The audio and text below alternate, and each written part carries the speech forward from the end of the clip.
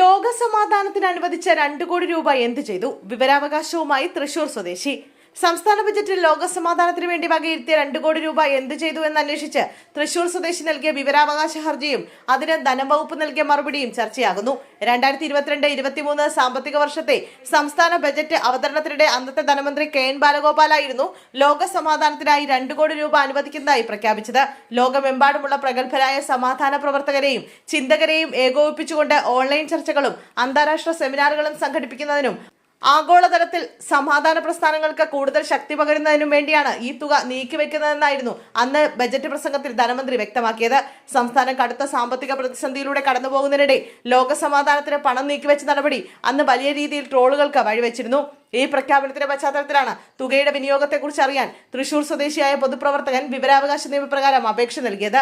എന്നാൽ ബജറ്റിൽ പ്രഖ്യാപിച്ച ഈ 2 കോടി രൂപ മറ്റ് യാതൊരുവിധ ആവശ്യങ്ങൾക്കും ഉപയോഗിച്ചിട്ടില്ലെന്നും ഈ തുകയുടെ വിനിയോഗത്തിന്മേൽ ധനവകുപ്പ് പിന്നീട് യാതൊരുവിധ തുടർ നടപടികളും സ്വീകരിച്ചിട്ടില്ല എന്നുമായിരുന്നു ലഭിച്ച ഔദ്യോഗിക മറുപടി. പദ്ധതിക്കായി തുകയൊന്നും തന്നെ ഖജനാവിൽ നിന്ന് പിൻവലിച്ച് ചെലവഴിക്കാത്തത് കൊണ്ട് തന്നെ സംസ്ഥാന ഖജനാവിന്റെ യാതൊരുവിധ സാമ്പത്തിക നഷ്ടവും സംഭവിച്ചിട്ടില്ലെന്നും അധികൃതർ വ്യക്തമാക്കുന്നു. വിവരാവകാശ അപേക്ഷ നൽകിയ ഘട്ടത്തിൽ ആദ്യമൊന്നും വ്യക്തമായ മറുപടി നൽകാൻ ബന്ധപ്പെട്ട ഉദ്യോഗസ്ഥർ തയ്യാറായിരുന്നില്ല. പിന്നീട് ഹർജിക്കാരൻ അപ്പീൽ അതോറിറ്റിയെ സമീപിച്ചതിന് ശേഷമാണ് വിവരങ്ങൾ നൽകാൻ ധനവകുപ്പ് തയ്യാറായത്. സംസ്ഥാനത്തിന്റെ സാമ്പത്തികാവസ്ഥയെ പരോക്ഷമായി വിമർശിച്ചുകൊണ്ടുള്ള അതീവ പരിഹാസ രൂപേണയുള്ള ചോദ്യങ്ങളായിരുന്നു ഹർജിക്കാരൻ വിവരാവകാശ അപേക്ഷയിൽ ഉന്നയിച്ചിരുന്നത്.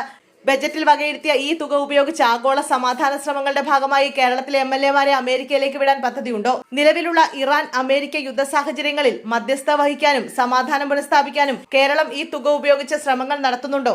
അന്താരാഷ്ട്ര തലത്തിൽ സമാധാനത്തിനുള്ള നോബൽ സമ്മാനം ലക്ഷ്യമിട്ട മുൻ അമേരിക്കൻ പ്രസിഡന്റ് ഡൊണാൾഡ് ട്രംപ് നടത്തുന്ന നീക്കങ്ങൾ പോലെ കേരള സർക്കാരിന് നൊബേൽ സമ്മാനം നേടിയെടുക്കാൻ ഈ തുക വഴി എന്തെങ്കിലും പദ്ധതികളുണ്ടോ തുടങ്ങിയ ചോദ്യങ്ങളാണ് ഹർജിക്കാരൻ ഉന്നയിച്ചത്.